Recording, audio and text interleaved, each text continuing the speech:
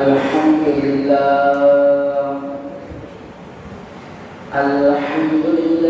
وكفى وسلام على عباده الذين اصطفى أما بعد فأعوذ بالله من الشيطان الرجيم بسم الله الرحمن الرحيم وما أرسلناك إلا رحمة للعالمين ما كان محمد أبا أحد من رجالكم ولكن رسول الله وخاتم النبيين وكان الله بكل شيء عليما وقال رسول الله صلى الله عليه وسلم من أحب سنتي فقد أحبني ومن أحبني كان معي في الجنة أو كما قال عليه الصلاة والسلام إن الله ملائكته يصلون على النبي يا أيها الذين آمنوا صلوا عليه وسلموا تسليما اللهم صل على محمد وعلى آل محمد كما صليت على إبراهيم وعلى آل إبراهيم إنك حميد مجيد اللهم بارك على محمد وعلى آل محمد كما باركت على إبراهيم وعلى آل إبراهيم إنك حميد مجيد আলহামদুলিল্লাহ মহান আল্লাহ রব্বুল আলামিনের দরবারে লাখ কোটি শুকরিয়া যে আল্লাহ রব্বুল আলামিন আপনাকে আমাকে আল্লাহর মসজিদে আসা এবং বসার তৌফিক দান করেছে সেই বিশ্ব মালিক বিশ্ব প্রতিপালকের দরবারে শুকরিয়া আদায় করি বলে আলহামদুলিল্লাহ মাইদাহাদিন পবিত্র রবিউল আউয়াল মাস চলতেছে আমরা জানি আমাদের নবী মুহাম্মদুর রাসূলুল্লাহ সাল্লাল্লাহু আলাইহি ওয়াসাল্লাম রবিউল আউয়াল মাসে আগমন করেছেন। তো রবিউল আউয়াল মাসে নবীদের আগমন উদ্দেশ্যে কেন্দ্র করে আসলে সকল মুসলমান খুশি, কারণ এমন একজন মহামানব, এমন একজন সৃষ্টি, তিনি দুনিয়ায় না আসলে, তাকে যদি সৃষ্টি করা না হতো তাহলে তামাম দুনিয়া সৃষ্টি হতো না। তাহলে আজ আমি তারাই বসতেও পারতাম না, কথাও বলতে পারতাম না, শুনতেও পারতাম না, তাহলে দুনিয়া কি জিনিস সেটা জানতেও পারতাম না। তো যার উসিলায় এই তামাম দুনিয়া সৃষ্টি হয়েছে, অবশ্যই তার আগমনের উদ্দেশ্যে আমরা সকলেই খুশি, সকল মুসলমান খুশি থাকবে, এটাই স্বাভাবিক। কিন্তু বিষয় হলো, যখন কোনো খুশি আসে, সুখের সংবাদ আসে, কিন্তু সেই সুখের সংবাদের পরক্ষণেই যদি আবার সাথে সাথে দুঃখের সংবাদ আসে, তো খুশিটা যত বড় হয়, দুঃখের সংবাদটাও যদি সেই বড় হয়, তাহলে কিন্তু সেই ব্যথাটাও তত বড়ই হওয়া উচিত। যেমন রবিউল আউয়াল মাসে আমাদের নবী দুনিয়ায় আসছে, আমরা খুশি। 12 রবিউল আউয়াল প্রসিদ্ধ, 9 রবিউল আউয়াল বিশুদ্ধ, মত পার্থক্য আছে। নবীজি 2 রবিউল আউয়াল আসছে, 3 রবিউল আউয়াল আসছে, এটা উলামায়ে কেরামের মধ্যে একটা মত পার্থক্য আছে, দ্বিমত আছে। কিন্তু রবিউল আউয়াল মাসে আমার নবী ইন্তেকাল করেছে, এটা মধ্যে কেউ দ্বিমত পোষণ করে নাই। অর্থাৎ আমার নবী দুনিয়ায় আসছে, আমরা খুশি, আলহামদুলিল্লাহ। কিন্তু এরপরে বিষয় হলো, এই দিনই তো আমার আপনার নবী আরবি মুহাম্মদুর রাসূলুল্লাহ সাল্লাল্লাহু আলাইহি ওয়াসাল্লাম ইন্তেকাল করেছে। তো আমরা খুশি হইলাম, কিন্তু আমাদের ব্যতীত জায়গা কোথায়? আমরা ব্যতীত হইলাম না। আমরা খুশির আগমনে এটাকে উল্লেখ করে এটাকে কেন্দ্র করে বিভিন্ন মুসলমান বিভিন্নভাবে উদযাপন করে নবীর তরিকা বাদ দিয়ে আল্লাহ রাসূলকে যেভাবে মুহাব্বত করতে বলেছে সেই মুহাব্বতের দাবিদার, সেই মুহাব্বত কিভাবে তরিকা পদ্ধতি সেই রাস্তা বাদ দিয়ে আমরা অন্য রাস্তা অবলম্বন করে এরপরে আমরা আল্লাহ রাসূলের প্রেম প্রকাশ করি। আসলে কিন্তু খুশি হয়েছে এই যে নবীজি বিদায় নিয়েছে, আপনার ব্যথিত হৃদয়টা কোথায়? আপনার হৃদয়ে তো ব্যথা লাগার কথা যে নবী আসছে, কিন্তু এই দিনই তো আমার নবী বিদায় নিয়েছে দুনিয়া থেকে। আপনি আসার কারণে খুশি হইলেন, কিন্তু আমার নবী ইন্তেকাল করলো, দুনিয়া ত্যাগ করলো, এটার কারণে আপনি আপনার ব্যথিত হৃদয় জাহের করলেন না, প্রকাশ করলেন না। আর বছরে আপনি 5 ওয়াক্ত নামাজের হেফাজত করেন না, আপনি রমজানের রোজার হেফাজত করেন না, ইবাদতের হেফাজত করেন না, আপনি অর্থলঙ্গ নারী নিয়ে এরপরে মিলাদুন নবী উদযাপন করেন, এটা আমার নবীর শিখানো পদ্ধতি নয়, এটা আল্লাহর শিখানো পদ্ধতি নয়, এটা নবীর মহব্বত নয়। সম্ভবত কারণে স্বামী স্ত্রীর প্রেম আছে, সন্তানের প্রতি বাবার ভালোবাসা প্রেম আছে, সন্তান বাবার প্রতি প্রেম ভালোবাসা আছে, মায়ের প্রতি সন্তানের ভালোবাসা প্রেম আছে, সন্তানের প্রতিও মায়ের প্রেম ভালোবাসা আছে, কিন্তু একটা প্রেম একটা ভালোবাসা দুর্ভিক্ষ দেখা দিছে, অভাব দেখা দিছে। আর সেই প্রেম আর ভালোবাসাটা হলো নবী প্রেমের অভাব এই উম্মতের ভিতর দেখা দিছে।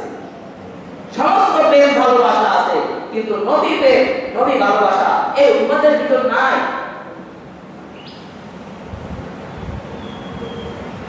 কারণেই তো আমাদের মুসলিম যুবকদের দিকে যদি তাকাই, মাথার দিকে তাকালে, কিরে ভাই চুল কাটছেন কার মতো, বলে এটা নেই না কাটে, চুল কাটছেন কার মতো, বলে এটা মেসি কাটে, এটা নায়ক অমুক নায়কের কাটে। আপনি আপনার পছন্দের নায়কের প্রেম প্রকাশ করলেন চুল কেটে, আপনি আপনার পছন্দের নায়কের প্রেম প্রকাশ করলেন চুল কেটে, আপনি আপনার পছন্দের খেলোয়াড়ের প্রেম ভালোবাসা প্রকাশ করলেন লেবাস গায়ে পোশাকের মাধ্যমে, কিন্তু আপনি 12 রবিউল আউয়াল 1 মাস আসলে দাবাদাবি করেন আর বলেন নবী প্রেম, এটা ভণ্ডামি ছাড়া কিছুই না। সবচেয়ে আশ্চর্য বিষয় হলো এই বছর দেখলাম যে নারীরা অনাম আছে, অথচ কোরআন বলে অমরনা ফি বুয়ুতিকুন্না ওয়ালা তাবাররাজনা তাবাররুজাল জাহিলিয়াতিকুলা। এই মহিলারা জাহিলিয়াতের আবির্ভাব ঘটাইও না, পর্দা নাই, অর্ধলঙ্গ পুরুষদের সাথে নেমে এরপরে মিছিল করতেছে যে বিশ্ব নবীর আগমন জিন্দাবাদ জিন্দাবাদ। এটা নবী প্রেম, এটা ভণ্ডামি, এছাড়া কিছু না। আল্লাহ রাসূল সাল্লাল্লাহু আলাইহি ওয়াসাল্লামকে প্রতি সোমবার রোজা রাখতে জিজ্ঞাসা করা হয়, আল্লাহ রাসূল এখানে রোজা রাখেন কেন? আল্লাহ রাসূল জবাব দিলেন, এখানে আমি দুনিয়ায় আসছি। তো আল্লাহ রাসূল সোমবার রোজা রাখছে, হিসাব করে দেখা যায় মাসে কমসে কম 4টা সোমবার, বছরে এরকম 52, 53, 54, 55, 50টা সোমবার আসে। একটা সোমবার আপনি রোজা রাখেন নাই, আর আপনি একদিন রোজা না রেখে ঈদ পালন করে কোথায় পাইলেন? আল্লাহ রাসূলের শিখানো আল্লাহর দেওয়া ঈদ তো 2টা মুসলমানের জন্য, 2টা ঈদ, ঈদুল ফিতর আর ঈদুল আযহা। দুটোটা ঈদ দিবসে হলে মানে দিবস অনুযায়ী আনন্দ হয় না, আমল অনুযায়ী আনন্দ আসে। বলে ঈদুল ফিতরের আনন্দ আসে কি আমল? রমজানের আমল। রমজানে রোজা রাখে কষ্ট করে, এরপর ঈদুল ফিতরের ঈদ উদযাপন করে। আর কত কষ্ট করে হাজিরা হজ করে, সকলের জন্য যাওয়ার সামর্থ্য হয় না, হাজিরা হজ করে এই হজের মৌসুমে দ্বিতীয় ঈদ করে কোরবানি। দুটোটাই ইবাদতের সাথে সম্পর্ক, দিনের সাথে সম্পর্ক নয়, কত তারিখ এটার সাথে সম্পর্ক নয়। যেহেতু ইবাদত নির্দিষ্ট, সেজন্য তারিখও নির্দিষ্ট। আল্লাহ রাসূল বলে হাদিসে যে তাদের মতো কইরো না যারা ধ্বংস হয়েছে। বলে ঈসা আলাইহিস সালাম আল্লাহর পুত্র, উযাইর আলাইহিস সালাম আল্লাহর সন্তান, মানে আল্লাহ নবীকে সম্মান দিতে একরকম, কিন্তু আমরা সম্মান বেশি বাড়ায় দিতে যাই। অথচ আল্লাহ রাসূল বলছে আল্লাহ যাকে যেরকম যেভাবে সম্মান দিয়েছে তাকে সেরকম সেভাবেই ততটুকু সম্মান দাও, বেশি বাড়াবাড়ি করবে না। এবং নবীদের জন্ম তারিখ নির্দিষ্ট নয়, বলা হয় এটা আল্লাহই রাখে নাই নির্দিষ্ট। যদি নবী আদমের জন্ম নির্দিষ্ট থাকতো তাহলে উদযাপন করতেন, তাও মানা যেত। বাবা আদম আলাইহিস সালামের জন্ম নির্দিষ্ট নয়, শীষ আলাইহিস সালামের কবে দুনিয়ায় আসছে এটাও লেখা ছিল না। জন্মদিন উদযাপন করা, জন্মদিনে আনন্দ উল্লাস করা এটা ইসলামের শিক্ষা নয়, এটা কাফেরদের মুশরিকদের কালচার, এটা ইহুদি খ্রিস্টানের কালচার। কোন নবী কত তারিখ দুনিয়ায় আসছে লিখিত নাই। যদি জন্মদিবস পালন করা যায় তাহলে প্রত্যেকটা নবীর বাবা আদম আলাইহিস সালাম হতে হযরত ঈসা আলাইহিস সালাম পর্যন্ত যত পয়গম্বর আসছে সকলের জন্ম তারিখ সংখ্যাম করে লেখা থাকতো, যে ঈসা এত তারিখে আসছে, ইব্রাহিম এত তারিখে আসছে, মুসা এত তারিখে আসছে, আদম এত তারিখে আসছে। কই কোন নবীর জন্ম তারিখ তো লেখা নাই। কিন্তু আমরা আমাদের আবেগে বসে নবীর চোখে বেশি সম্মান দেখাতে গিয়ে আমরা নবীর দেখানো পথ বাদ দিয়ে অন্য পথে গিয়ে সম্মান দিতেছি। আর এটা হলো কাফির মুশরিকদের অনুসরণ। কিভাবে? যেমন 25শে ডিসেম্বর ঈসা আলাইহিস সালামের বলে যিশু খ্রিস্টের জন্মদিন বলে না, ঈসা আলাইহিস সালামের জন্মদিন উদযাপন করে ইহুদি খ্রিস্টানরা। ইসলামে মৃত্যুবার্ষিকী জন্মবার্ষিকী উদযাপন শিক্ষা দেয় না। এটা ইসলামের কালচার নয়, এটা ইহুদি খ্রিস্টান কাফের মুশরিকদের কালচার। এটা এটা এটা নবীর উম্মতের না। এমন বদনামি কইরা নবীর শাফাআত আশা করে, হাউজে কাউসার আশা করে, বোকামি ছাড়া আর কিছু না। বিবাহ করা ছাড়া সন্তানের আশা করা যেমন বোকামি, নবীর পথ বাদ দিয়ে অন্য পথে গিয়ে নবীর শাফাআত আর হাউজে কাউসার আশা করা যেমন বোকামি, একই রকম বোকামি। নবীর শিখানো রাস্তা আছে, আল্লাহ বলছে আমার নবীকে ভালোবাসো, এরকম এরকম করে ভালোবাসো। কিন্তু আমরা অতিরঞ্জিত করে ফেলি। ঈদে মিলাদুন নবী মানে হলো নবীর জন্মের ঈদ। প্রথম ইরাকের মুসলিম শহরে শহরে 604 হিজরিতে নবীর ইন্তেকালের প্রায় 600 বছর পর এই মিলাদুন নবী শুরু হয়।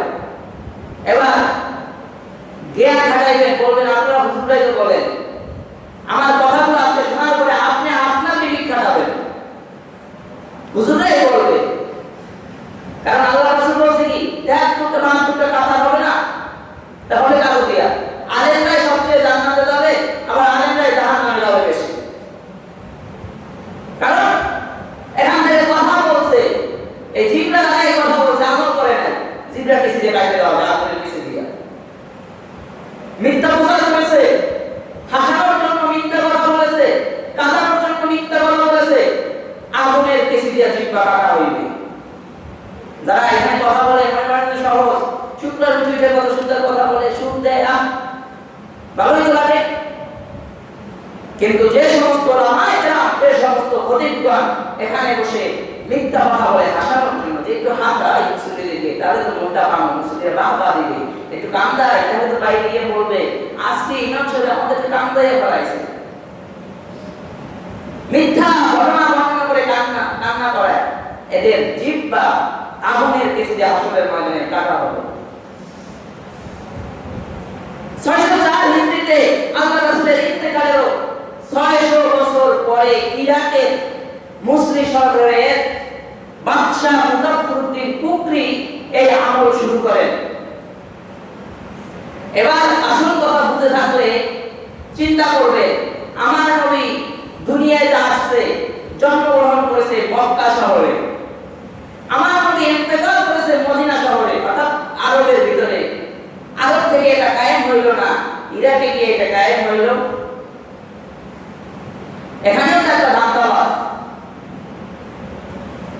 আর মিলাদুন নবী মানে বাস। হ্যাঁ, এটা অবশ্যই মানতে হবে, নবী জন্ম হলে আসলে কোথা থেকে, এটা স্বীকার করতে হবে। কিন্তু তার মানে এটা আমল নয়।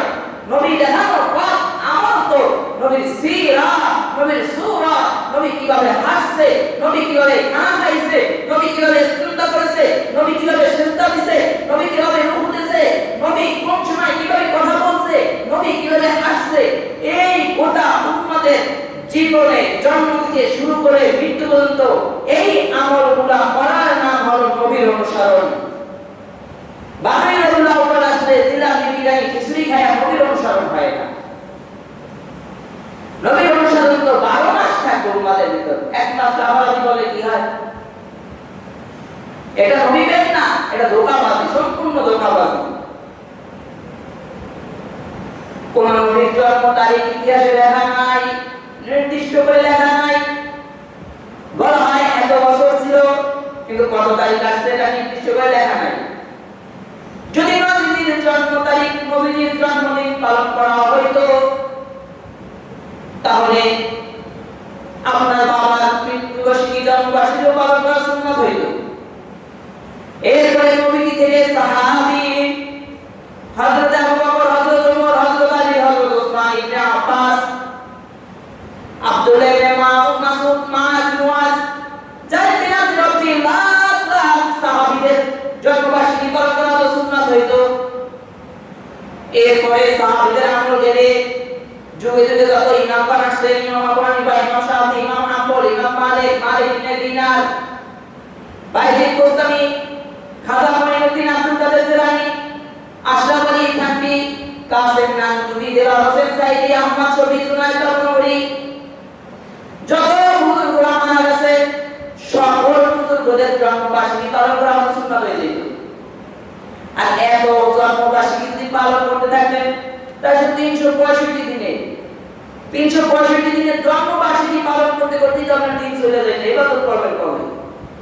কারণ সবার মানে জন্মবার্ষিকী একদিনে না, আজকে একটা, কালকে আরেকজন একটা, কালকে আরেকজন একটা, এমন করে তো আপনার 365 দিন চলে যাইত। তাহলে আপনি ইবাদত করতেন কবে? নবীর দেখানো পথ নয় ওগুলা। আপনারা বোকামি করেন, বলেন যে হুজুর এই তো বলে মিলাদুন নবী, সিরাতুন নবী। হ্যাঁ, অবশ্যই মিলাদুন নবী আছে, সিরাতুন নবী আছে, কিন্তু তখন যে হুজুর হইতে চাউল উঠায়, ডাল উঠায়, জিলাপি আনতে বলে, মিষ্টি আনতে বলে, এর তখন জিজ্ঞাসা করেন না কেন? হুজুর আপনারাই তো বলেন আল্লাহ রাসূল জন্মদিনে রোজা রাখছে, তা আপনি কেন চাউলের বইতেছেন? আমরা খিচুড়ি বিরিয়ানি কিছু খাবো না, আমরা রোজা রাখবো, আমরা রোজা রাখবো, এটা বলতে পারলেন না? আল্লাহ রাসূল তার জন্মদিন প্রতি সোমবারে রোজা রাখতেন, এক সোমবারের নবী মুহাব্বতে রোজা রাখে নাই। আমিও রাখতে পারি না, আমার রোজা খুব কম রাখি আমি, যে আমি রোজা রাখি বুঝাই এরকম না, বলতেছি তাদের উদ্দেশ্য করে। এক সোমবারে রোজা রাখলাম না, আর বছরে একদিন নবী প্রেম জাহের করি, প্রকাশ করি, এটা নবী প্রেম নয়, এটা নবীর শিখানোর পথ নয়। এই কথা বললে আপনাকে বলা হবে আরে নবী প্রেম যদি এভাবে প্রকাশ করতো, তাহলে তো হযরত আবু বকর আগে করতো, হযরত ওমর আগে করতো, কোন সাহাবীদের জীবনী থেকে এভাবে নবী প্রেম পাওয়া যায় নাই। এরপরে কোরআন আয়াত আছে, আল-ইয়াউমা আকমালতু লাকুম দীনাকুম ওয়া আতমামতু আলাইকুম নি'মাতি ওয়া রাদিতু লাকুমুল ইসলাম দীনা। দিন পরিপূর্ণ হয়ে গেছে, রিজিক পরিপূর্ণ হয়ে গেছে, বরকত পরিপূর্ণ হয়ে গেছে। অর্থাৎ দিনের ভিতরে নতুন কোনো আমল আসবে না। যদি নতুন কোনো আমল আসে, আল্লাহ রাসূল হাদিস করে কুল্লু বিদআতিন দালালাহ, যারা বিদআত চালু করে তারা সকলে পথভ্রষ্ট। এবার আমাকে এই কথা বললে যে বিদআত পথভ্রষ্ট, তাহলে আমরা সকলে বিদআত করি। এরা বলে কি মাথার উপরে ফ্যান চলে, রাসূলের জামানায় ফ্যান চলে নাই, বিদআত। রাতের বেলা লাইট জ্বলে, রাসূলের জামানায় লাইট জ্বলে নাই, বিদআত। রাসূল মাইকে কথা বলে নাই, আমরা মাইকে কথা বলি, বিদআত। এরা এগুলোকে বিদআত বলবে, কিন্তু এগুলো তো আমল না। কারণ আপনাকে আমলের কথা বলা হয়েছে, যদি নতুন আমল শুরু করেন, ফ্যান এটাকে আপনি আমল করেন, আপনি বাতাস দেন ঘুরে ঘুরে, লাইট আপনি আলো দেন, লাইট আলো দেন, এটা আপনার আমলের সহায়ক। আপনি ফ্যান চলার কারণে একটু আলাদা ইবাদত করতে পারতেছেন, লাইট জ্বলার কারণে আপনি দেখে দেখে ইবাদত করতে পারতেছেন, কোরআন পড়তে পারতেছেন, এটা আপনার আমলের সহায়ক, এটা বিদআত নয়। হ্যাঁ, এটা বিদআত, কারণ এটা রাসূলের জামানায় ছিল না। কিন্তু এই বেদাতকে উল্লেখ করে তারা ওই বেদাত একসাথে করে। এরপরে শেষ পর্যন্ত বলে কোরআনটাও বেদাত, কারণ রাসূলের জামানায় কোরআন একত্রে ছিল না। আল্লাহ রাসূলের কোরআন নাযিল হয়েছে বিভিন্ন ভাবে, বিভিন্ন জায়গায়, গাছের চামড়ায়, ছালের উপরে, পাতার উপরে, বিভিন্ন পশুর বস্তুর চামড়ার টুকরোতে লেখা ছিল আয়াতগুলো। এগুলো হযরত সিদ্দিক আকবর রাদিয়াল্লাহু তাআলা আমলে সকল কিছু একত্রিত করে এরপরে একটা কোরআন তৈরি করা হয়েছে। এবার আমিও বলবো, আপনিও বলবেন বেদাত, আমিও বলবো এটা বেদাত। কিন্তু বিষয় হলো যে উম্মাহ কোরআন একত্রিত পেয়েও যে উম্মাহ কোরআন পড়ে না, যদি কোরআনটা খণ্ডিত খণ্ডিত ভাবে বিভিন্ন জায়গায় টুকরা টুকরা থাকতো, এই উম্মাহ কি তখন কোরআন পড়তো? কখনোই পড়তো না। অর্থাৎ আপনার হাতে কোরআনটা, এটা আপনার কোরআন পড়ার জন্য সহায়ক ইবাদত, আপনার ইবাদতে সহায়ক হইতেছে, ওটা ইবাদত না। আপনি কোরআন তিলাওয়াত করতেছেন, এটা ইবাদত। লা ইলাহা ইল্লাল্লাহ বেদাত, কিন্তু এগুলো আপনার সহায়ক, আমলের সহায়ক। এটা আপনাকে আমল করতে সুবিধা দিতেছে, একটু আরাম দিতেছে, তাহলে আপনি ইবাদত শান্তি মতো প্রশান্তি ভাবে করতে পারেন। এটা আপনার ইবাদত হয়, এটা আপনাকে দিতেছে। আর এরকম বেদাত যদি ধরা হয়, এটা বেদাত, ওটা বেদাত, তাহলে বাংলাদেশটাও বেদাত। কেন আল্লাহ রাসূল বাংলাদেশে আসে নাই? তো আল্লাহ রাসূল আরবে ছিল, আরবে গিয়ে বসে থাকেন। অর্থাৎ লাইট, ফ্যান, তারপরে মসজিদ, টাইলস, পাকা, এগুলো আমাদের আমলের সহায়ক। আমরা তো এগুলো আমল করি না, আমরা নামাজ পড়ি, এটা ইবাদত। এই নতুন বেদাত আমল যদি কেউ চালু করে, সেটা হলো বেদাত। আর এই ধারাবাহিকতায় যারা মিলাদ কাম করে, এরাও তাদের মিলাদকে বেদাত বলছে, এবং কি বেদাতে হাসানা বলেছে, যে উত্তম বেদাত, মানে ভালো বেদাত, তারা এটা বলছে। এবার তারাই যেহেতু লেখছে এটা ভালো বেদাত, বেদাতে হাসানা লিখেছে, যেটাকে বলা হয় মুস্তাহাব নয়, মুস্তাহাবের ছোট পর্যায়ে। এই মুস্তাহাবের ছোট পর্যায়ে কেমন নিয়ে এত মারামারি কেন? এবং কি নিজেরা স্বীকার করে যেটা আল্লাহ রাসূল করে নাই আমরা করতেছি, স্বীকার করে এরপরে এটাকে চাপায় দিয়া উম্মতকে পথভ্রষ্ট করার একটা পায়রা চলতেছে। অর্থাৎ মূল কথা হলো ভাই, নবী প্রেম কিভাবে করবেন, কিভাবে নবী প্রেম আপনি আদায় করবেন, সেটা আল্লাহ রাসূল সাল্লাল্লাহু আলাইহি সাল্লাম দেখায় দিয়েছে। একদিন 12 রবিউল আউয়াল বা এক মাস শুধু নবীর প্রেমে লাফাইলে নবী প্রেম হবে না, নবী প্রেম তো 12 মাস থাকবে। সস্তায় নবী পেয়েছেন তো বুঝেন না? কত কত নবীরা কান্না করেছে, ইয়া আল্লাহ মুহাম্মাদের উম্মত বানান। অন্যান্য নবীরা দোয়া করেছে, আপনি একদিনও দোয়া করেন নাই নবীর উম্মত বানান। কিন্তু দামি নবী, শ্রেষ্ঠ নবীর উম্মত আল্লাহ আপনাকে বানাইছে। আমাদের নবী জীবনী আমাদের ভিতরে না থাকার কারণে আমরা নবীকে বুঝি না। বাতিলরা খাতমে নবুয়তকে কেড়ে নিয়ে যাইতেছে, নবীর আগমন হইতেছে। আমাদের ভিতরে আমাদের নবী প্রেম না থাকার কারণে, নবী প্রেমের অভাব থাকার কারণে নবীর দুশমনরা আমাদের থেকে খাতমে নবুয়ত ছিনিয়ে নিতেছে। এজন্যই তো কাদিয়ানীরা নবী দাবি করে, কিন্তু উম্মতের কোনো আওয়াজ নাই। যদি উম্মত কষ্ট করে নবীকে পাইতো, তাহলে বুঝতো নবীকে পাওয়া বলে কষ্ট ছিল। হযরত সালমান ফারসি রাদিয়াল্লাহু তাআলা বলে, বিদ্যমান সেইনা আব্বাস তাকে জিজ্ঞাসা করে, ভাই আপনার বর্ণনা বলেন, কিভাবে পাইলেন আল্লাহর রাসূলের পথ? সালমান ফারসি রাদিয়াল্লাহু তাআলা বলে, ইরাকে জাইয়ান নামক শহরে আমার গ্রাম, যেখানে আমার বাবা ওই অঞ্চলের প্রধান ছিলেন। খুব আদরের সন্তান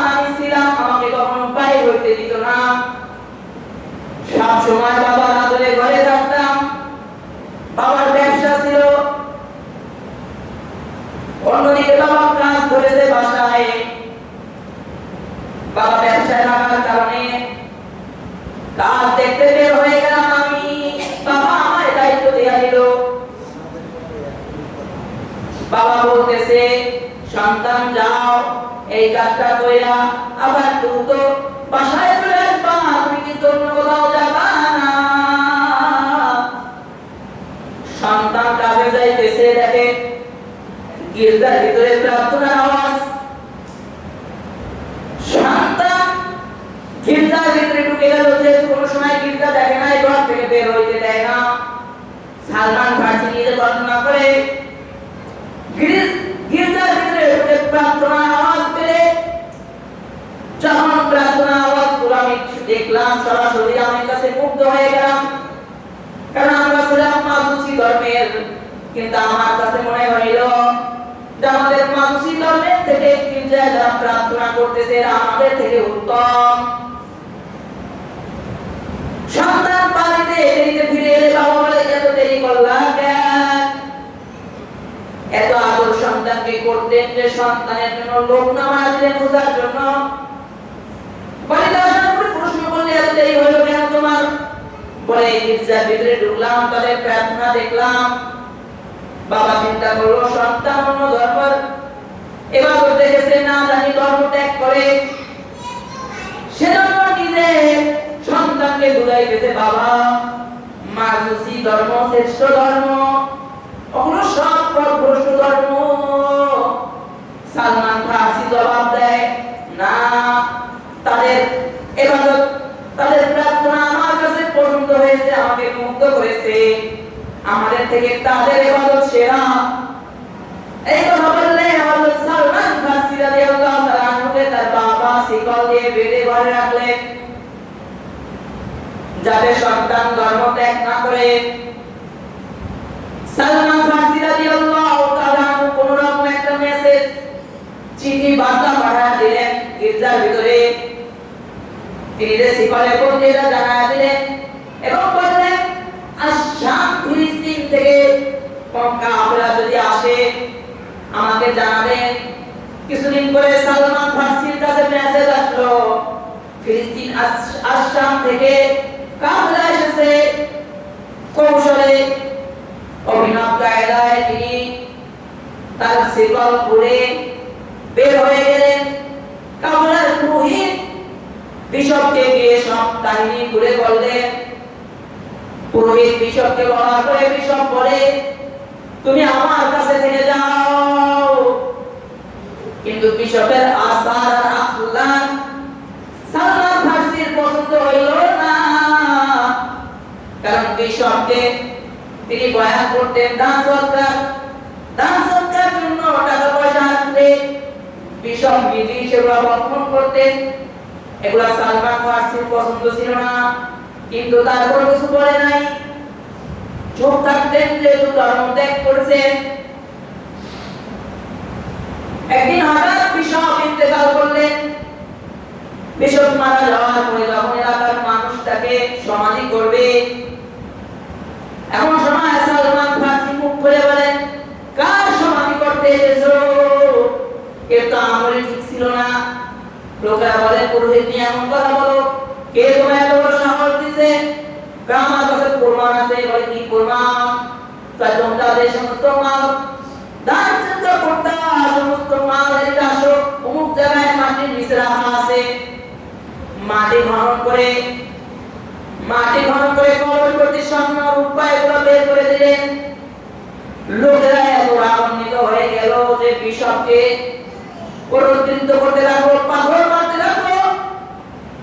এরপরে মন্দির গির্জায় নতুন পুরোহিত নিয়োগ দেওয়া হলো। সালমান ফার্সি বলে, এত ভালো লোক আমি আর দেখি নাই। এরপরে সালমান ফার্সি দেখলেন তার পুরোহিত বৃদ্ধ বয়সে এসে গেছে। বলে, আপনি কিছুদিন পরে আবার ইন্তেকাল করবেন, আপনার ইন্তেকালের পরে আমি কার কাছে যাব? আপনি আমার ঘটনা তো সবই জানেন, কার কাছ থেকে আমি দিন শিখব? এরপরে পুরোহিত একটা জায়গার ঠিকানা দেয়া দিলে, সেখানে সালমান ফার্সি তার ইন্তেকালের পরে চলে গেলেন। গিয়া পুরোহিতকে এই পুরোহিতের কথা বললেন, পুরোহিত তাকে তার সাথে রেখে দিলেন, দিন শিখাতে লাগলেন। এরপরে এই পুরোহিত বৃদ্ধ হয়ে গেলে সালমান ফার্সি জিজ্ঞাসা করে, আপনার ইন্তেকালের পরে আমি কার কাছে যাব? ওই পুরোহিত আবার আর পুরোহিতের ঠিকানা দিয়ে দিলেন। ওই পুরোহিতের কাছেও চলে গেলেন সালমান ফার্সি। পুরোহিতের যখন ইন্তেকালের সময় হয়ে গেল, সালমান ফার্সি জিজ্ঞাসা করে, আমার ঘটনা সব জানেন, আপনি ইন্তেকালের পরে আমি কার কাছ থেকে দিন শিখব? বলে, আমার মতে আর কোন পুরোহিত জীবিত নাই যারা ঈসা আলাইহিস সালামের দ্বীন মানুষকে শিখায়, তারা কেউ বেঁচে নাই। তবে শেষ নবী আখির নবী মুহাম্মদুর রাসূলুল্লাহ সাল্লাল্লাহু আলাইহি ওয়াসাল্লামের আগমনের সময় হয়ে এসেছে। আমি ইন্তেকালের পরে আমার পরে কোনো পুরোহিত নাই যারা দ্বীন শিক্ষা দিবে। তবে আপনি তাকে, এই পুরোহিত বলতেছে, আপনি সম্পদ অর্জন করুন। আরবে যিনি নবী আসবে, মক্কা ঠিকানা নিলে এখানে নবী জন্মগ্রহণ করবে। এরপরে তিনি হিজরত করবে এমন জায়গায় যেখানে শুধু দুই পাশে খেজুর গাছ আর পাথর ভূমি, ওখানে হিজরত করবে। এবং তার এগুলা ইঙ্গিত দেওয়া যাইতেছে, এবং তার পিঠের ভিতরে দুই সিনার মাঝখানে খতমে নবুয়তের মোহর থাকবে। এবং তাকে দান সদকা করলে সেগুলো তিনি খাবেন না, তিনি সেগুলো দান করে সাহাবীদেরকে খেতে দিবেন। আর হাদিয়া উপহার যখন তাকে দেওয়া হবে সেগুলো তিনি রক্ষণ করবেন। সালমান ফার্সি সম্পদ অর্জন করার পরে একটা কাফেলা ধরলো, যে আমাকে আরব দেশে নিয়ে যাও, প্রয়োজনে আমার সাথে থাকা সকল সম্পদ বেড়া দুর্গা যা আছে এগুলো তোমাদের। কাফেলা তো নিয়ে গেল, কিন্তু মিয়া সাথে সাথে পোল্ট্রি খেয়ে গেল। মিয়া কারো পুত্রের কাছে বিক্রি করে দিল, পুত্রের কাছে বিক্রি করে দাস হিসেবে সালমান ফার্সিকে বিক্রি করে দিলে ওই গোত্রটাকে এমন জায়গায় নিয়ে যায়, সালমান ফার্সি দেখতেছে যে খেজুর গাছ দেখা যায়, পাথরের ভূমি দেখা যায়। সালমান ফার্সি বলে, এই জায়গায় তো বুঝতেছিলাম। ওই জায়গায় গেলে সালমান ফার্সি মনে মনে খুশি হয়ে গেল যে নবী যেখানে আসবে সেখানে এসে গেছি। কিন্তু দাসী হওয়ার কারণে কোনো কথা বলতে পারে না। দাসী হওয়ার জন্য কাজের চাপে নবী আগমন হয়েছে কিনা খবর নিতে পারে না। নবী তো আগমন হয়ে গেছে। হঠাৎ করে একদিন তার দাসী, তার মালিক সালমান ফার্সির মালিক খেজুর বাগানে বসা, আর তিনি গাছের উপরে কাজ করতেছে। তার মালিকের কাছে তার বন্ধু এসে বলতেছে, ধ্বংস হোক তারা, তাদের এলাকায় একজন মানুষ আসছে, আপনি নবী দাবি করে। সালমান ফার্সি বর্ণনা করে, কথা শোনা মাত্রই আমার বুকটা কেঁপে উঠেছে। গাছের উপরে বসে আমার শরীর কাঁপুনি উঠে গেছে। নবীর আগমন হয়েছে খবর পাইলাম না। মনে হয় যেন এমন কাঁপুনি উঠছে, মনে হয় যেন আমি আমার মালিকের গায়ের উপরে পড়ে যাব। সালমান ফার্সি বর্ণনা করে, গাছ থেকে নেমে আমি তাকে জিজ্ঞাসা করলাম, যিনি আসছে তিনি কোথায়? মালিক তার ঘাড় চেপে ধরে বলে, দাসী হয়ে এত কিছু জানতে চাও কেন? কাজ কর। সালমান ফার্সি রাদিয়াল্লাহু আনহু কাজ করলেন, যেহেতু নবীর আগমন তার কানে চলে গেল, তিনি নবীর কাছে পৌঁছে গেলেন। গিয়া নবীকে তার ওই যে নমুনা দিয়েছিল পুরোহিত, ওটা পরীক্ষা করার জন্য নবীর কাছে কিছু সম্পদ দিয়ে দিয়েছে, খাবার দিয়ে দিয়েছে, যে এটা আপনাকে দান করা হইল, আমি মনে করলাম আপনি এটার উপযুক্ত। নবী মুহাম্মদুর রাসূলুল্লাহ সাল্লাল্লাহু আলাইহি ওয়াসাল্লাম সালমান ফার্সির সামনে দান করা খাবারগুলো যাদের যাদের প্রয়োজন সেই সমস্ত সাহাবীকে দিয়ে দিল। এরপরে তিনি আবার সালমান ফার্সি কিছু খাবার নিয়ে আসলো, এসে বলে কাল যে আপনাকে খাবার দিলাম আপনি খাইলেন না,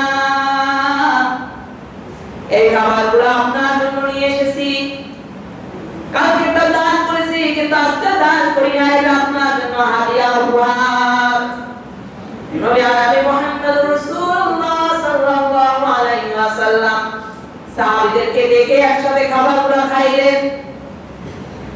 এরপরে সালমান ফারসি চলে গেলে আবার পরের দিন আসলেন। নবী আমার চাদর আবৃত গায়ে, কিন্তু সালমান ফারসি শুধু নবীর চারপাশে ঘুরতেছে। নবীর চারপাশে ডানে বামে সামনে পিছে ঘুরতেছে। তার ঘোড়ার হাত পা থেকে আমার নবী বুঝে ফেলেছে যে হয়তো বা এই কারো কাছ থেকে শুনে এসেছে পিঠের মোড় থাকবে। এমন আমার অঙ্কিত মোহর খুঁজতেছে। নবী আমার ইচ্ছা করে সালমান ফারসি যখন পিঠের পিছে যায়, নবী নিজে ইচ্ছা করে তার গায়ের চাদর সরিয়ে দেয়। সাথে সাথে সালমান ফারসি দেখতে পেল খতমে নবুয়তের চিহ্ন পিঠের ভিতর দেখা যায়।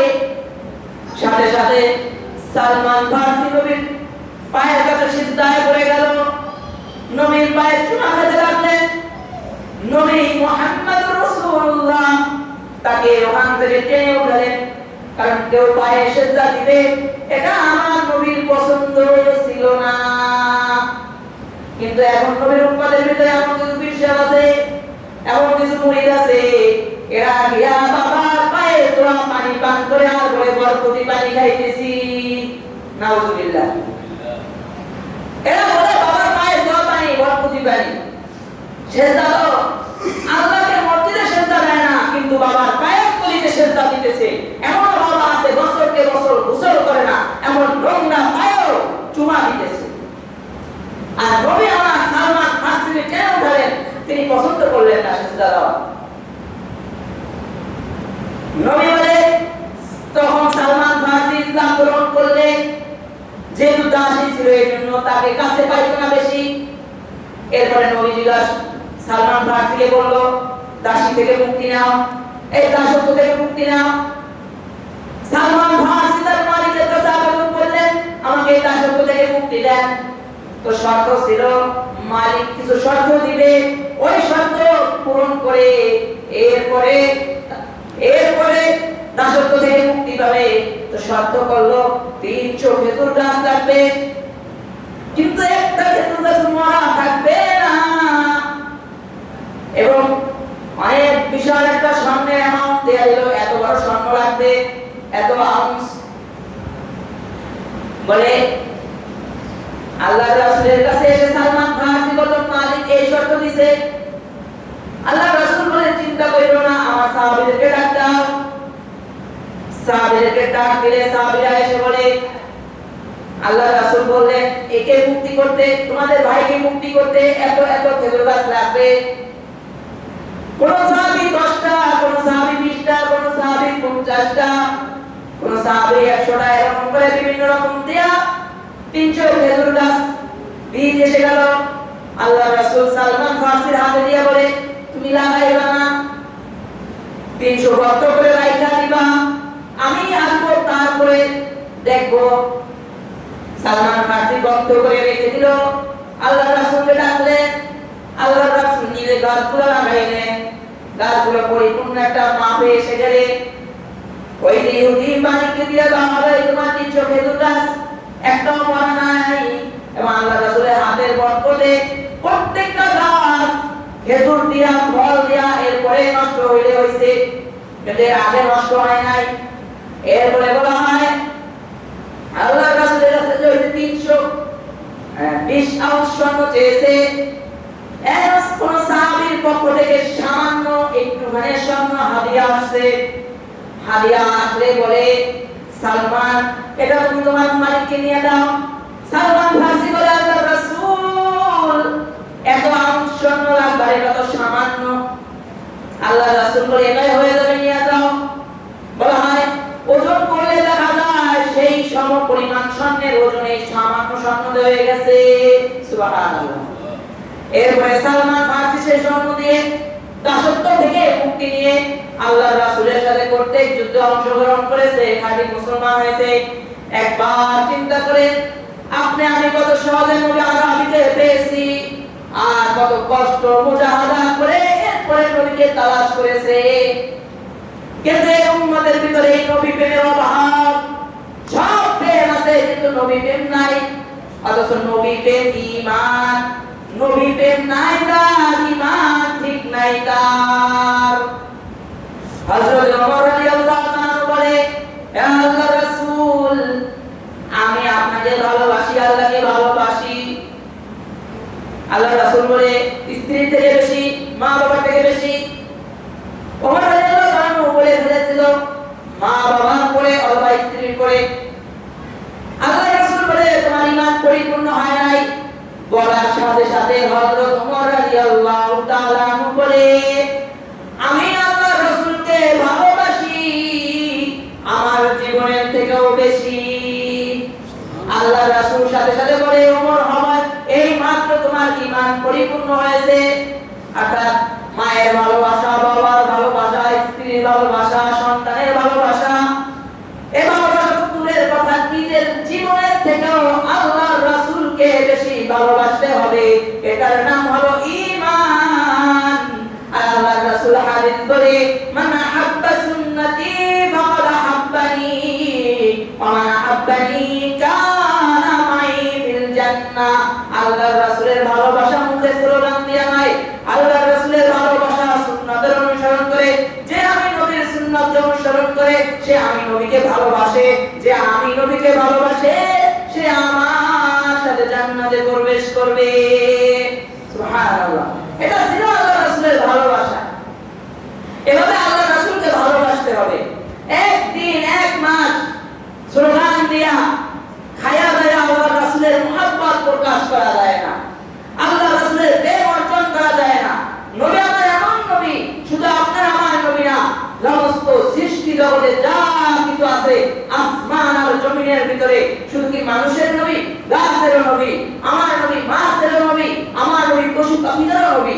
এজন্যই তো নবীর জামানায় কোন মালিক যদি কোন দুম্বা ঘোড়াকে উপর জুলুম করত, খাবার কম দিত, এসে নবী আরবের কাছে নালিশ দিত, তোমাকে আমার মালিক আমাকে খাবার দিতেছে না। সুবহানাল্লাহ। নবীর কাছে যে বিচার দিত।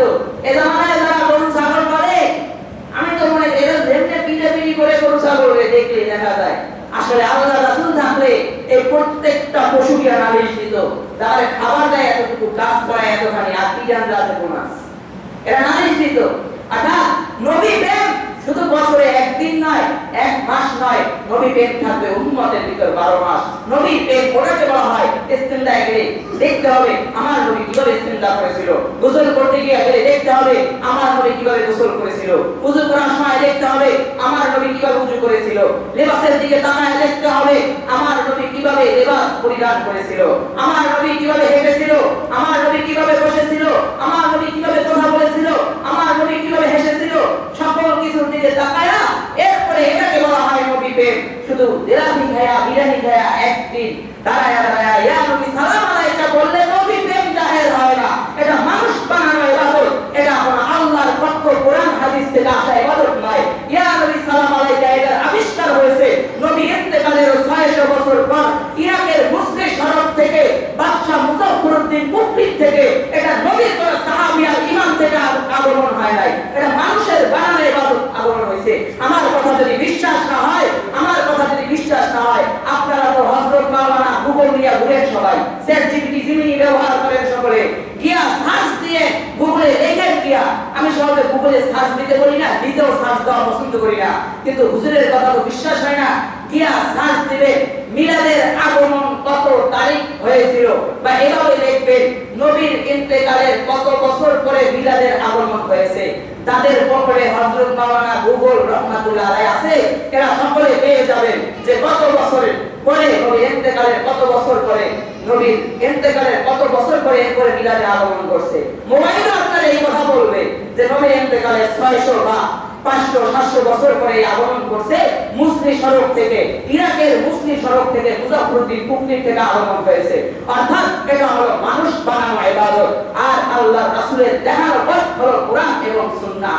অর্থাৎ আল্লাহ আমি যে কথাগুলো বলেছি আল্লাহ তাআলা আমাদেরকে কোরআন সুন্নাহ অনুযায়ী চলার তৌফিক দান করুন, প্রত্যেকটা কথা আমল করার তৌফিক দান করুন। আমিন। আলহামদুলিল্লাহি রাব্বিল আলামিন।